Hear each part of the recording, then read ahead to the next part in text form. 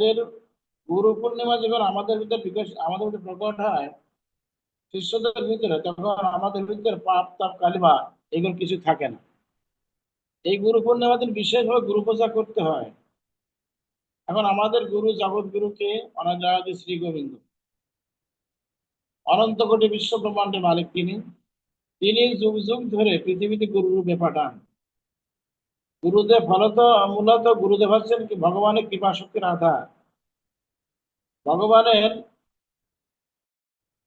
ভগবানের দ্বারা প্রেরিত গুণ এবং কর্মের দ্বারা তিনি ভগবানের সমান পূজ্য। শিষ্যের নিকটে গুরু কৃষ্ণ অভেদাত্মা। শাস্ত্র বলেছে যে কৃষ্ণ রুষ্ট হইলে গুরু রাখিবারে পারে, গুরু রুষ্ট হইলে কৃষ্ণ রাখিবারে না। সনাতন গোস্বামী প্রমাণ আছে। হম তা শাস্ত্রে আলো বলেছেন, বেদে বলেছেন, আচার্য বাহন পুরুষ বেদ, আচার্য বাহন পুরুষ বেদ, আচার্য হইতে লব্ধদিক্য ব্যক্তিগণই পরতত্ত্বকে জানেন। আচার্যকে, গুরুদেবকে আচার্য বলা হয়। কিসের আচার্য? তিনি ভক্তির আচার্য, নামের আচার্য, সাধন পথের আচার্য, ভগবানকে পাওয়ার আচার্য, ভক্তির শিক্ষক তিনি আমাদের, তিনি আচার্য পান। বলেছেন যে আচার্য হইতে মানে পরম্পরা থেকে, আচার্য মানে পরম্পরার যে যে সমস্ত ধারাবাহিকতা আছে, একবার ভগবান শ্রীকৃষ্ণের থেকে শুরু করে তার, যেমন তার শিষ্য ব্রহ্মা, তার শিষ্য নারদ, তার শিষ্য ব্যাসদেব, ধীরে ধীরে চলে গেল আমার মহাপ্রভু পর্যন্ত। মহাপ্রভু পর্যন্ত এসে মহাপ্রভু থেকে আবার বিভিন্ন সিঁড়ি নেমে গেল। ধরো আমরা নিত্যানন্দ পরিবার, জগতের গুরু নিত্যানন্দ, নিত্যানন্দ পরিবার আমরা ভক্ত। নিত্যানন্দ আমার মহাপ্রভুর, মহাপ্রভু ভগবান মহাপ্রভু, তার শিষ্য নিত্যানন্দ, তার শিষ্য জাহ্নবা। ধীরে ধীরে চলে আসলো আমাদের আমাদের গুরু মহারাজ নিত্যলীলা প্রবিষ্ট শ্রীলাধরম গোস্বামী মহারাজ। তারপরে আমাদের শিষ্য যারা আছে আমরা, আমাদের নাম হবে। আর পরম্পরা সূত্রে, পরম্পরা সূত্রে যেমন আসতে হয়, একেবারে উপর থেকে নিচে নামতে হয়। যেমন বংশানুক্রম আছে, ওইরকম ভাবে আমাদের এটা হচ্ছে কি পারমার্থিক পরম্পরা। সামাজিক পরম্পরা যেমন বাবার বাবা, তার বাবা, তার বাবা, তার বাবা চলে গেলে একটা 14 পুরুষ। এটা হচ্ছে সমাজ মানে জাগতিক জগতের পথ, জড়জগতের পরিচয়। কিন্তু আমাদের পারমার্থিক জগতের পরিচয় একমাত্র ভগবানের থেকে শুরু করে একদম বর্তমান যে গুরুদেব তিনি, এটা আমাদের শুদ্ধ পরম্পরা। এই শুদ্ধ পরম্পরা এতটুকু কোনো কমতি নাই। একবার শাস্ত্র অনুসারে, শাস্ত্র সম্মত আমাদের পরম্পরা। শাস্ত্রে যেটা আছে, ভাগবতে যেটা আছে, যেটা আছে, আমাদের সেইটাই। আরো বললেন যেমন মস্তক জ্বলিয়া উঠিলে যেমন লোকজন যেমন জল সমীপে গমন করে, যদি কারো সমস্ত শরীরে আগুন প্রজ্বলিত হয়, অগ্নি প্রজ্বলিত হয়, সে কি করে? সেই মুহূর্তে সে জলে ঝাঁপ দেয়, জলে ঝাঁপ দিয়ে আগুন নেভায়।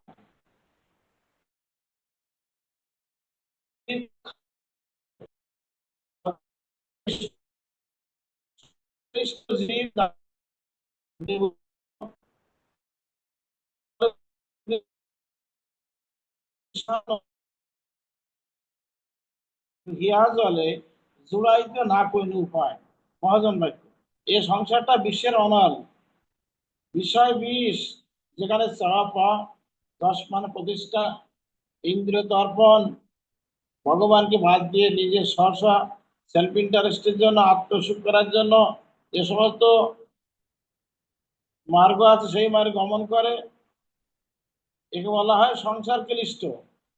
ভগবানকে যারা ভুলে গেছে, একেবারে ভুলে গিয়ে সর্বতভাবে মায়ের দাসত্ব বৃত্তি করছে, ত্রিতাপ জ্বালায় দগ্ধীভূত অন্নগত প্রাণ, স্বল্প আয়ু, ইন্দ্রিয় আসক্ত মন, শত দোষে দোষাবহ। এমন কোন পুণ্য নাই, এমন কোন সাধন নাই, এমন কোন ভজন নাই, এমন কোন শক্তি নাই, এমন কোন যোগ্যতা নাই কলিহত জীবে। কিন্তু এর ভিতরে শাস্ত্রে বলেছেন এইরূপ ব্রহ্মাণ্ড, মানে আগে তো বললি একটু, যেমন আমার স্বরূপটা কি জীব নিত্য কৃষ্ণ দাস তাহা বলি গেল, এই দোষে মায়া তারে গলায় বাঁধিল। আমি নিত্য কৃষ্ণ দাস এই এই কথা ভুলে মায়ার নফরে আসে দিন ভুলে। নফর অর্থাৎ চাকরগিরি করছে। কার চাকরগিরি করছে? মায়া। কিন্তু কথা ছিল কোনটা? ভগবানের দাসত্ব বৃত্তি করবো। দাসত্ব বৃত্তি ভুলে গিয়ে ভগবানের এখন আমরা করছি কি? কার দাসত্ব বৃত্তি? মায়া দেবী, জড় মায়া, মহামায়া দাসত্ব বৃত্তি করছে। তাই বললে যে পিশাচি পাইলে যেন মতিচ্ছন্ন হয়। যদি কারো কাউকে ভূতে ধরে বা ভূতাবিষ্ট হয়, সে যেমন কিছু বলে না, ওর ঘাড়ে চেপে ধরে যে যে ভূত বা প্রেতাত্মা, সে যা বলে সেইটাই বলে।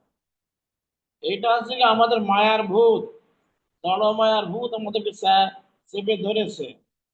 কৃষ্ণ স্মৃতি ভুলে গিয়ে, কৃষ্ণ কথা ভুলে গিয়ে, কৃষ্ণ ভজন ভুলে গিয়ে তখন মায়ার সেবা করতে সর্বক্ষণ ব্যস্ত। তাই বলা আছে, আমি নিত্য কৃষ্ণ দাস এই কথা ভুলে মায়ার নফরে আছি রদিন ভুলে। পিশাচি পাইলে যেন মতিচ্ছন্ন হয়। পিশাচি পাইলে যেন মতিচ্ছন্ন হয়, মায়াগ্রস্ত জীবের হয় সেই ভাব উদয়। কবু রাজা, এর ভিতরে কেউ রাজা হচ্ছে জড়জগতে, কিন্তু তার মুক্তি নাই। কেহ রাজা, কেহ প্রজা, কেহ প্রজা, কেহ দাস প্রভু। কেউ দাস হচ্ছে, কেউ আবার প্রভু হচ্ছে। প্রভু দাস প্রভু, প্রভু স্বর্গে, প্রভু নরকে, নরকে বা প্রভু, প্রভু স্বর্গে, প্রভু জড় জগতে, প্রভু নরকে বা প্রভু, প্রভু সুখী, প্রভু দুঃখী। কখনো সুখ পাচ্ছে, কে সুখ পাচ্ছে, তার তদমুহূর্ত দুঃখ পাচ্ছে। প্রভু সুখী, প্রভু দুঃখী, প্রভু কীট ক্ষুদ্র। কখনো কীটাণু কীট হচ্ছে, কখনো কীট পতঙ্গ জন্মাচ্ছে, কখনো কীট পতঙ্গ হচ্ছে। প্রভু সুখী, প্রভু দুঃখী, প্রভু কীট ক্ষুদ্র। এইরূপ ব্রহ্মাণ্ড ভ্রমিতে ভ্রমিতে কোন ভাগ্যবান জীব গুরু কৃষ্ণ প্রসাদে পায় ভক্তি লতা বীজ। প্রসাদ মানে কি? কৃপা। এইরকম ব্রহ্মাণ্ড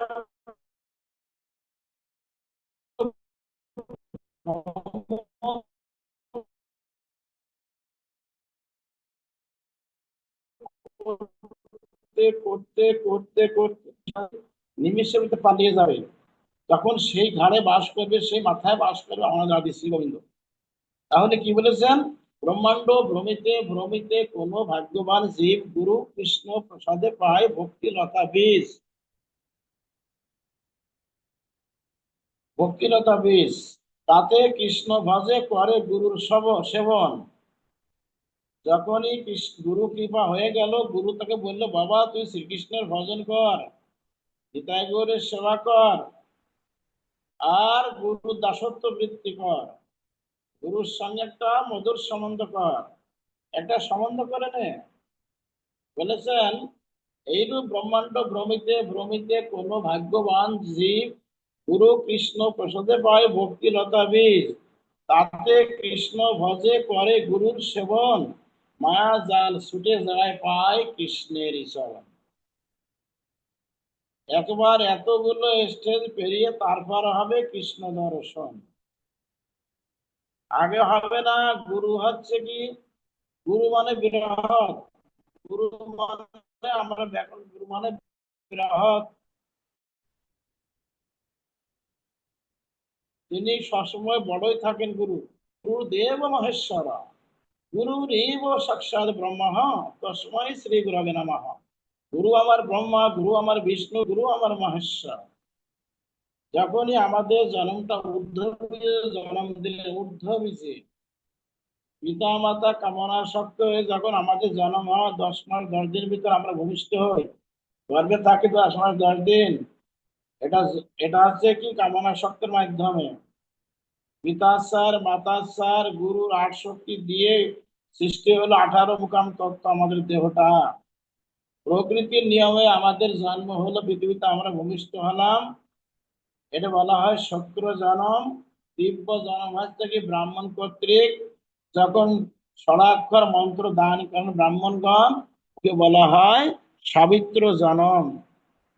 আর যখন গুরুদেব দিব্য গুরু, যিনি দিব্য ভাবনা বিভাবিত, যিনি যিনি সর্বক্ষণ দিব্য ভাবনা বিভাবিত, নিত্য ভাবনা বিভাবিত, পারমার্থিক ভাবনা বিভাবিত, যার কোন রকম কামনা বাসনা নাই, যিনি জিতেন্দ্রীয়, যিনি সংযমশালী, যিনি যার দশেন্দ্র ষড়রূপ নিজের নিজে হস্তগত হয়েছে, জয় করতে পেরেছেন, অর্থাৎ তিনি সর্বক্ষণ ভগবানের সেবারত আছেন, শাস্ত্রের কঠিন আজ্ঞা পালন করে চলেছেন, ভক্তির সুষাঙ্গ সাধন করে চলেছেন, সেবা অপরাধ থেকে দূরে অপরাধ থেকে দূরে থাকেন, বৈষ্ণব অপরাধ থেকে দূরে থাকেন, নাম অপরাধ থেকে দূরে থাকেন।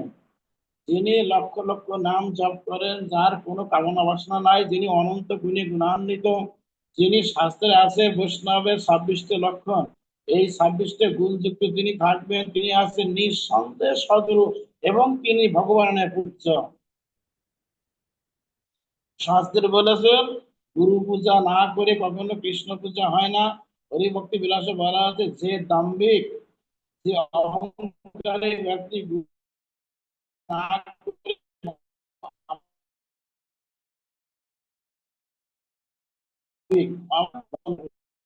বলেছে আমি তার পূজা গ্রহণ না। সেই জন্য আমাদের খেয়াল রাখতে হবে, পূজা হয় গুরু প্রণাম না করে, গুরু অর্ঘ্য নিবেদন না করে যেন কখনো মন্দিরে না যাওয়া হয়। তাহলে মন্দিরে প্রবেশ করে ভগবানের সেবা যারা করতে যায়, ভগবান তা গ্রহণ করেন না। সেই জন্য আমাদের কর্তব্য সর্বাগ্রে গুরু পূজা করা। গুরুদেব যে নির্দেশনা দিবেন, গুরু পূজা যে সমস্ত নিয়ম কানুন আছে বলে দিবেন, সেইটা যেন শিষ্য আবাদে সেটা আর কি পালন করে যান। তাহলে সেই শিষ্য অচিরেই পদ লাভ করে নিত্য ধামে গমন করিবে, কোনো সংশয় নাই। বলেছেন আচার্য মান বিজানি আমরা ব্রহ্মণের পরহিত নাম অর্থ উদ্দেশ্য সর্বদেব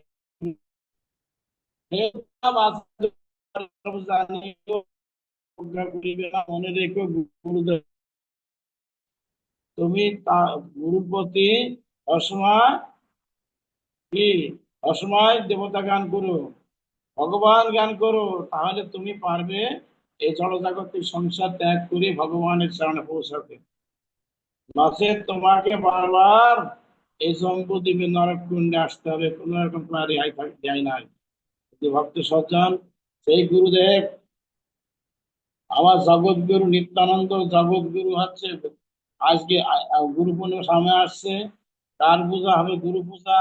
আমাদের পরম গুরুদেবের পূজা হবে আগে, পূজা হবে কৃষ্ণ বেদব্যাস, কৃষ্ণ কৃষ্ণ বেদব্যাস। তার গায়ের বর্ণ ছিল কৃষ্ণ বর্ণ কালো, মানে কৃষ্ণের ওজনই এরকম কালো, কৃষ্ণ বর্ণ বলা হয়। কৃষ্ণ দ্বৈপায়ন দ্বীপে তার জন্ম হয়েছিল, তাই দ্বৈপায়ন, যিনি ব্যাসকে বিভাজন করেছেন, তাই তার নাম ব্যাসদেব। কৃষ্ণ দ্বৈপায়ন বেদব্যাস, বেদব্যাস পুরা নাম। ওই গুরু পূর্ণিমার দিন আগত হইলে অবশ্যই শিষ্যবর্গ এবং গুরুদেব সহিত ভোরবেলা স্নান করে গুরুদেবের গুরুবাষ্ট্র পাঠ করতে করতে গুরু আপন আপন গুরুদেবকে আসনে বসিয়ে তার অভিষেক অন্তে বিশেষ নিয়মে শাস্ত্রের যে নিয়মাবলী দেওয়া আছে সেই নিয়মাবলীতে গুরুর পূজা করবে।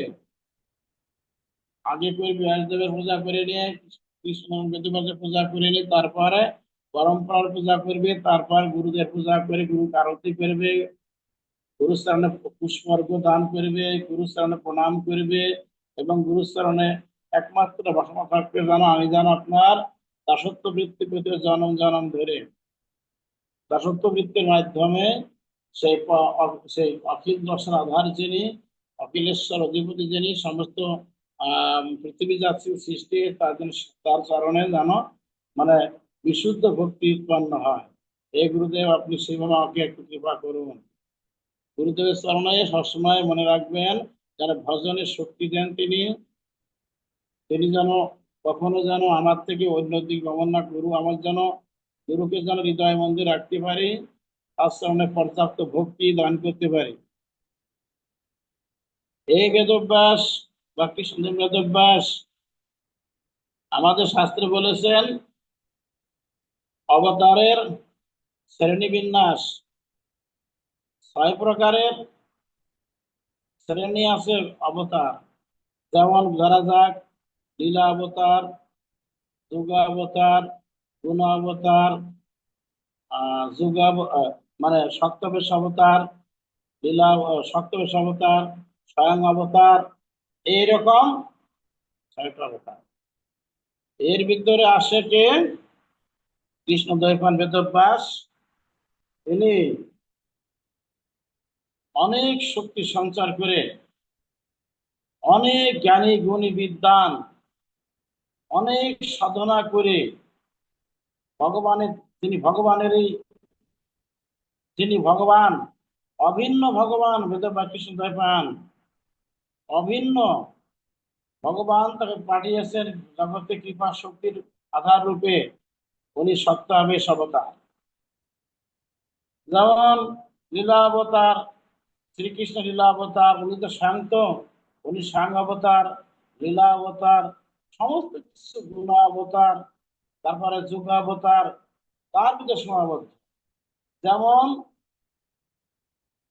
একটা প্রদীপ থেকে আমরা লক্ষ লক্ষ প্রদীপ ধরাতে পারি, লক্ষ কোটি কোটি বিলিয়ন মিলিয়ন প্রদীপ ধরাতে পারি, কিন্তু একটা প্রদীপ না জ্বললে পারে আমরা কি করে ধরা বসে প্রদীপ গুলো? একটা প্রদীপই আমার গোবিন্দ। আজ গোবিন্দের থেকে সমস্ত অহরহ অবতার হচ্ছে। যেমন সমুদ্রে যখন ঢেউ ওঠে, তরঙ্গ ওঠে, সমুদ্রের থেকে তরঙ্গটা, যখন তরঙ্গটা প্রকট হয়, প্রকটে যখন তীরের দিকে আসে, তীরে এসে ওটা তীরে এসে বিলীন হয়ে যায়। ভগবান হচ্ছেন সাগর, তার হৃদয় থেকে অবতার হচ্ছে। ওই অবতার গুলো কি? সমুদ্রের তরঙ্গে যেমন ঢেউ ওঠে এরকম অনর্গল অবতার হচ্ছে, অনর্গল। আমরা দেখতে পাই ভাগবতে, এমনি আমরা আমরা এমনি বলি যে 10 অবতার, আসলে 10 অবতার নয়, 24 অবতার। ভাগবত বলে 24টা অবতার। মেন মেন অবতার তো যাচ্ছে হয়ে, একদম অবতার, সর্বক্ষণ অবতার হচ্ছে। তিনি অনন্ত গুণশালী, অনন্ত অবতার। আমরা যে পৃথিবীতে আছি, একটা গ্রহে আছি, অনন্ত কোটি পৃথিবী আছে, অনন্ত কোটি গ্রহ আছে বাবা। 9টা গ্রহ দেখতে পাই, কি 10টা গ্রহই হোক, অনন্ত কোটি কোটি গ্রহ আছে। এই অনন্ত কোটি কোটি গ্রহে ভগবান সবসময় তিনি লীলা করছেন। বৃন্দাবন এসেছিলেন আজ থেকে 5255 বছর আগে। এইরকম তিনি অবতার, সারা ব্রহ্মাণ্ড নিয়ে অবতার হচ্ছে, ব্রহ্মাণ্ড নিয়ে। তাহলে শুধু কি কৃষ্ণচন্দ্র এসেছেন বৃন্দাবনে? তারপর আমি মহাপ্রভু আসলেন, কত আসলেন, এতে সাংশকালা পুংস কৃষ্ণস্তু ভগবান স্বয়ং ইন্দ্রাণী ব্যাকুলং লোকং মুহন্তি যুগে যুগে। কৃষ্ণস্তু ভগবান স্বয়ং, ঈশ্বর পরম কৃষ্ণ সচ্চিদানন্দ বিগ্রহ, অনাদির অধিগোবিন্দ সর্বকারণ কারণম, লোকাং করতি বাচলং পঙ্গং লঙ্ঘয়তে গিরিম, ইয়ৎ কৃপতমহং বন্দে পরমানন্দ মাধবম। তিনি একমাত্র সমস্ত অবতারের মূল রহস্য। সমস্ত অবতার অবতারী তিনি, তিনি প্রেমাবতারী, তিনি সমস্ত কিছুর গুণাবতারী, তাই না? তিনি সমস্ত, তিনি প্রেম, তিনি প্রেমাশ্রিত, রসাশ্রিত, ভাবাশ্রিত, কৃপাশ্রিত, সমস্ত তার দেহের থেকে অনর্গল, অনর্গল অবতার হচ্ছে। তাহলে এই যে সত্যবতী নন্দন বেদব্যাস, ইনি ভগবান। নারায়ণং নমস্কৃত্য নরস্নৈব নরোত্তমং দেবীং সরস্বতীং ব্যাসং ততো জয় মুদিরায়তাম। প্রণামে আছে। কাজে কাজেই বেদব্যাস জগতের গুরু তিনি অবশ্যই গুরু পূর্ণিমা দিনকে আপন আপন গুরুদেবের সেবান্তে সর্বাগ্রে কৃষ্ণদেবের সেবা করবে এবং পূজা করবে, অভিষেক করবে। তার আগে একবার পরম্পরার সেবা করতে হবে, পরম্পরার নাম বলে বলে অর্ঘ্যদান করতে হয়, স্নানটা করাতে হবে সেরকম করে। অধঃসারণে পর্যাপ্ত ভক্তিদান, প্রার্থনা, স্তব স্তুতি, আত্মনিবেদন, বন্ধন স্মরণ, অর্চন, বন্ধন, পাদসেবন সবকিছু করবে তাদেরকে। পরম্পরা খুশি না হলে পারে ভগবানকে কোনোদিন পাওয়া যাবে না। আর সেই জন্য গুরু পূজার এত আবশ্যকতা। এই কৃষ্ণদেব বেদব্যাস তিনি আমার 18 পুরাণ যিনি রচনা করেছেন। 18 পুরাণ আমরা ভাবতে পারি 18 পুরাণ তার অনবদ্য অবদান। একখানা বেদকে তিনি 4 ভাগে ভাগ করলেন, বিভক্ত করলেন। নাম দিলেন কি কি? ঋক, সাম, যজু, অথর্ব। তারপর তিনি তিষ্ঠ হতে পারেন নাই যে রচনা করলেন কোনটা? তারপরে মহাভারত। 18 পুরাণ, মহাভারত, উপনিষদ কত তিনি করলেন। কিন্তু 17খানা পুরাণ লিখলেন ভাগবত বাদে আগে। কিন্তু বিষণ্ণ বদনে বসে আছেন বদ্রিকা আশ্রম। বদরিকা মানে বড়ই গাছ। গুরু মহারাজের কৃপায়, পরম্পরার কৃপানুগ্রহে, মহাপ্রভুর কৃপায় বদরিকায় আমার যাওয়ার সৌভাগ্য হয়েছিল। একেবারে উত্তরপ্রদেশ, এক নিবিড় বন। সেই নামটা আছে ব্যাস গুহা। ব্যাসদেবের ব্যাসদেবের সেখানে প্রতিকৃতি আছে, মানে সেই বিগ্রহ আছে। মহারাষ্ট্র ডাকছে, এই তোরা আমাকে চলে আয়, চলে আয়, চলে আয়। অসার নারে কাঁদছেন, বলি হত জীব, তোরা একবার আমার গ্রন্থগুলো তোরা অধ্যয়ন কর। 18 পুরাণ, 4 বেদ, 14 শাস্ত্র, নবলক্ষ গ্রন্থ, এটা তো আমারই অবদান রে। তোরা এইগুলো বাদ দিয়ে কেন তোরা অন্যান্য গ্রন্থ পাঠ করিস? তোদের মঙ্গল তো কখনো হবে না রে বাবা। তুই ডাকছে, হাই তোরা চলে, আমাকে চলে আয়। সে বদ্রিকা আশ্রম। বদ্রিকা আশ্রম একটা দেবভূমি, লেখা আছে দেবভূমি, স্বর্গধাম লেখা আছে, ভূস্বর্গ মানে পৃথিবীর স্বর্গ, সেটা পৃথিবীর স্বর্গ। অপূর্ব স্থান। ব্যাসদেব সেটা তপস্যা করেছিলেন। সেখানে 18 পুরাণ লিখেছিলেন। গণেশকে দিলেন লেখনী দিতে, বলে, তুমি লেখো গণেশজি। গণেশ বলেছিলেন, প্রভু আপনি শুধু বলে যাবেন আর আমি লিখবো, কিন্তু যখন আপনি বলবেন না তখন কিন্তু আমি লিখবো না। ব্যাসদেব বললেন, গণেশজি আমি বলবো তুমি লিখবে। তাই লিখার সময় উদিত আছে অনর্গল বলে গেছেন তিনি। মা সরস্বতী তার জীবগ্রত ব্যাসদেবের অনর্গল বলে গেছেন, আর পাশে বসে গণেশজি লিখছেন। ভাগবত বলুন, 18 পুরাণ, যত যা কিছু সব লেখা গণেশের বৎসর ব্যাসদেব। এখনো গণেশজির মন্দিরে সেখানে রয়ে গেছে। সেখানে বাগদেবীর মন্দির, সরস্বতীর মন্দির, কি অপূর্ব মূর্তিখানা আছে সেখানে। হ্যাঁ, ভীমপল, যেখানে পঞ্চপাণ্ডবের প্রতি যাচ্ছিলেন স্বর্গে আরোহণ করার সময় সরস্বতী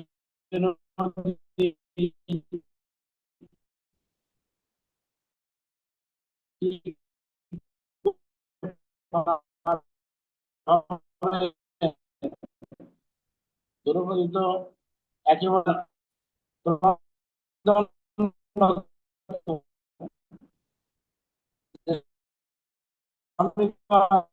আমরা কি করে পার হবো?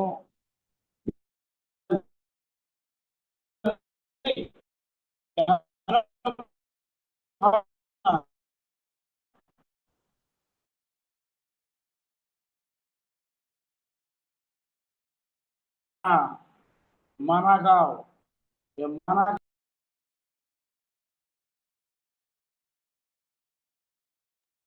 জয় নিতাই। সম্ভবত বাবাজির নেটে আবারও সমস্যা হয়েছে। আমরা একটু আবারও অপেক্ষা করব। আর বাবাজির নেটে অনেক সমস্যা হচ্ছে আজকে। কারেন্ট না থাকলে মুশকিল হয়ে যায়। একটু অপেক্ষা করে দেখি বাবাজিকে একটু ফোন করি।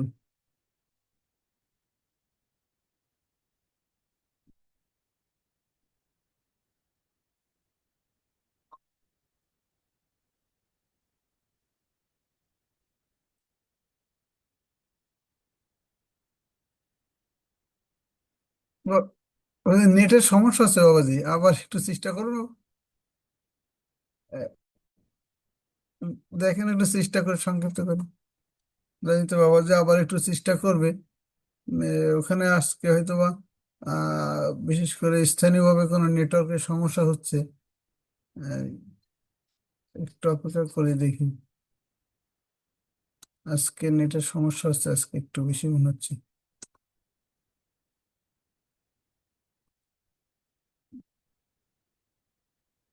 আজকে আহ, বাবাজির এটা সাধারণত ফেসবুকে একটু শেয়ার করি লাইভ, আজকে নেটওয়ার্কের কারণে হচ্ছে না। তো যাই হোক, আমরা স্টপ শেয়ারিং দিয়ে একটু।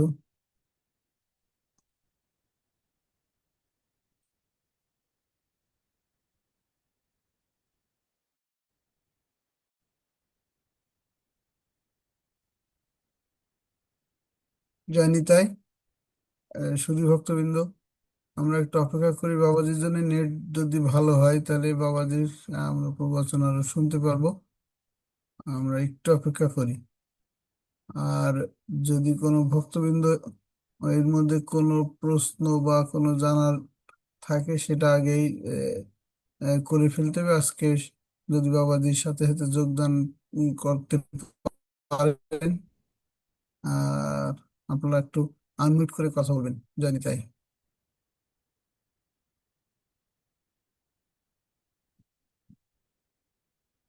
আজকে আসলে আমাদের বেশ অনেকটা সমস্যা হচ্ছে নেটের কারণে। বাবাজির ওখানে নেটের সমস্যা হচ্ছে আসলে। তো ঠিক আছে। হ্যাঁ বাবাজি। হ্যাঁ। আ- এ- আবার। হ্যাঁ। হ্যাঁ ঠিক আছে বাবা, শুনতে পাচ্ছি।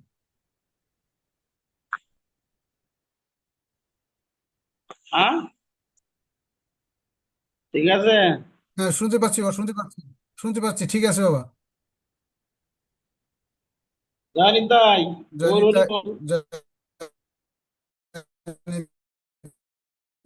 তাই, জানি তাই।